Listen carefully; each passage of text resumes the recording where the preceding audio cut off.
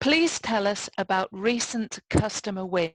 Thanks, Anne, for the opportunity to share some exciting information with you as a result of our full year figures. And yeah, we've seen excellent commercial progress during the period with a good traction with a number of customers in our pipeline and a number of major products and services with our customers advancing through the year towards completion. And one of our key metrics as a business, which is customer product launches. We've been pleased to be able to talk to the high quality engagement that we have with one of our coatings customers for protective coatings in the world of anti-corrosion materials, a company called Bloxil in the UK, and the launch of their Top Coat MT product, which is an anti-corrosion paint for the steel construction industry. So infrastructure projects for controlling corrosion on steel. The addition of graphene to that product, just as a placeholder really, has demonstrated remarkable performance, transformational performance with their product in terms of doubling the anti-corrosion performance of their current coating that of course doesn't include graphene. So the addition of graphene, as we have seen time and time again with well-formulated products with our customers, affects transformational performance in terms of life cycle of coatings, in terms of pure anti-corrosion performance, in terms of longevity of the asset that the coating is applied to. So great performance and a great result with Bloxil. And overlaying such product launches as these with previously announced launches from, for example, James Briggs for the retail and industrial sector for, again, paint and coatings industry for anti-corrosion primers. We see great traction through the year, both in terms of progress with customers approaching product launches and product launches that have actually been achieved in the year. Post-period end, we've also been pleased to see 3 further product launches of customers, one in the area, again, of protective anti-corrosion primers with a company called Kent Europe, who are based in Germany. They've taken our graphene dispersion products, added it to their primer products, and introduced just recently a new graphene-based aerosol packaged anti-corrosion primer that has remarkable performance, transformational performance, again, as compared with the base product technology. And then in a new emerging market for us has been in the area of the application of graphene dispersions to car care products as an umbrella subsector. So when we look at the automotive sector and in the area of paint protection, there are many, many products out there that all work towards protecting automotive paint in different formats with different attributes and so on. Graphene and graphene dispersions in particular lend themselves really well to addition to those types of products. And we've seen some really exciting product launches with 2 of a number of customers who have recently joined our customer pipeline. So it's been really pleasing that this seems to be a market where we're able to accelerate innovation and see products come to market in a more speedy manner. So firstly, with a company called Infinity Wax, they launched a product called Graphene QDX. It's a liquid sprayable detailing polish. Some of the attributes with that product from their test results are things like automotive shine, the ability of that coating to shed water, and durability of that coating. And these coatings are used principally in the area to avoid paint deterioration, the deterioration of clear coats that are used on top of the base color coat for automotive finishes. So a great, great announcement of new products in a new sector for us. And we're really excited by the innovation that Infinity Wax has been able to bring to market.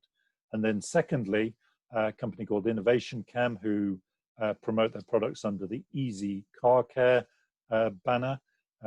They've launched a different format of product, so a carnauba wax-based product with graphene added into that, again utilizing our innovative graphene dispersions to achieve similar performance results. So it's great to see two different types of formatted product coming to market in that sector, and it again proves the point that graphene dispersions really work.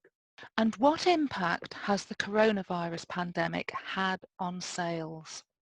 So if we divide that into two, and first of all with our customers, we have seen some slowdown in customer demand, principally because of accessibility for coating companies to be able to access the assets that need their paint applying to them. So with the coronavirus lockdown and the restrictions that are inevitable as a result of the pandemic, we have seen, some slowdown in customer demand in terms of volumes of dispersions, simply because accessibility to those assets has been limited.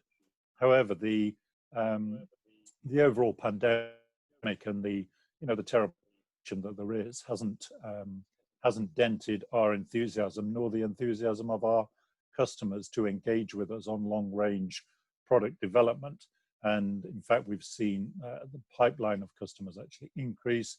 We've seen customer testing programs be maintained, and those ongoing collaborations have been able to be maintained behind the scenes. For ourselves as a business, we had the opportunity, of course, with the UK government program to be able to furlough staff. We purposely chose not to do that. We, of course, as a primary concern, want to keep our people safe. So we adopted a mix of working from home and then working at the bench to enable continuity of practical testing and practical work to continue. To stop the long-range testing work that we have going on day in, day out in our facility would have probably cost us 4 or 5 months of lost traction. And then, of course, the follow-on having to restart that program or those programs of work would have, again, added another number of months to that process. Instead of that, we wanted to be ready for the market when that emerged from coronavirus lockdowns and maintain continuity with the work that we have going on. So we've been able to avoid disruption to our long-range test programs, which we felt was the overriding need for the business at the stage we were at. And I think we've been successful in handling the whole thing in terms of staff engagement. Our staff have been fantastic in terms of flexible working. And yeah, I think overall we've done a really good, balanced, good job given the difficulties of the situation. And we're looking forward to a re-emergence of the industry and the opportunity to start supply again for dispersion materials into some of the near-term opportunities.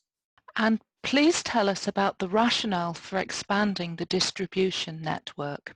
Two things really with this. First of all, our technical traction and our technical development work has been totally focused on developing dispersed materials as the key vehicle for the realization of graphene's remarkable performance. As you know, we put that graphene into things to make that material usable, first of all, and to enable the remarkable performance of graphene to be able to be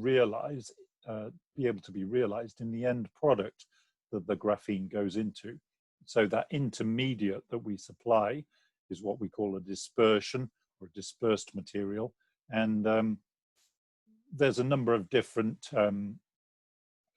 iterations of that, but our key objective has been to supply to the industry standard products wherever possible, to make those easy to use, to create reliable data, and to basically put a package of information together that enables the realization of graphene in real applications, as we've been able to demonstrate with customer product launches. So we've done the hard miles, and now we've got those right products, standard products with good stability and great data behind them. And we now feel that the time is right to really launch an accelerated program with a number of key distributors that we've announced towards the end of our financial year, in a number of key geographies, principally focused in our primary strategic area of coatings technology, and being able to bring performance products on a much greater geographical basis and with a larger number of feet on the ground in terms of sales force. So new distribution partners that we announced for within the period, Maroon in the United States and Canada. They're a great technologically capable company with great commercial acumen as well, have proven themselves in the coating sector, so the case subsector of coatings, so coatings, adhesives, sealants and elastomers, proven track record. I'm really looking forward to the traction that they're able to create representing our products in the United States and Canada. Secondly, Arpadis in near Europe, so the European countries and the UK, again representing our G-enable products into principally the coating sector and liquid resins market. And then for Benelux, Will & Co, and in Greece, a company called Dichem. The engagement with all of these companies is both technically excellent and commercially focused, and we're expecting to see really strong traction as a result of these distribution announcements. The key thing with all of this is that we've seen an increase in terms of feet on the ground to represent our products within the market. So increasing from about 17 people at the end of our first half that we talked to at the interims, and that now has increased to around 60 people. So great representation with technically capable, commercially capable group of people adding to our direct sales team, and we're expecting great things from that. And what is Applied Graphene doing to make it easier for customers to start using its products? Yeah, a number of things, and so the principles behind what we do have been to, as I talked about earlier, putting graphene into materials to make the realization of graphene just straightforward in terms of the effort that goes in by the end customer to formulate products to be able to utilize graphene in a meaningful way, and at the end of the day create their own products that they're then able to launch and take to market with the added value and the added performance benefits that our graphene dispersions bring to them. As part of that, we're extremely focused on providing a strong basis of test data to support our claims about our dispersions, whether that is in the area of coatings technology for anti-corrosion performance or chemical resistance or simple barrier performance, and then some of the other attributes that graphene brings, for example, electrical conductivity or thermal conductivity for the particular application that the end customer has in mind, or indeed in the area of composite materials or adhesives technology, where those claims are backed by solid data, and also how-to information. So I call it how to introduce graphene to complex coatings formulation is not straightforward, but we have that skill base and that technical acumen and commercial capability to be able to understand the end-to-end value proposition, understand the end-to-end formulating proposition, and really work closely with customers to enable that to happen.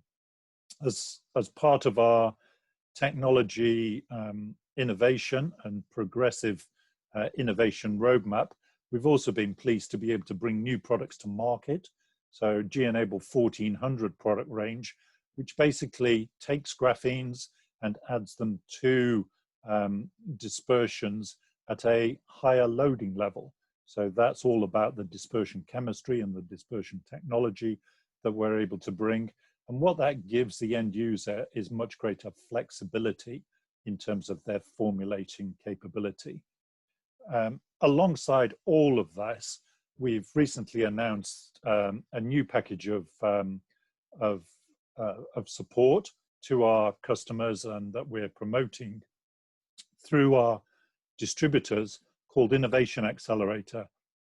And what this is really is a menu-driven package that enables customers or customers of our distributors to be able to fast track their technology innovation for the products that they're trying to add graphene to.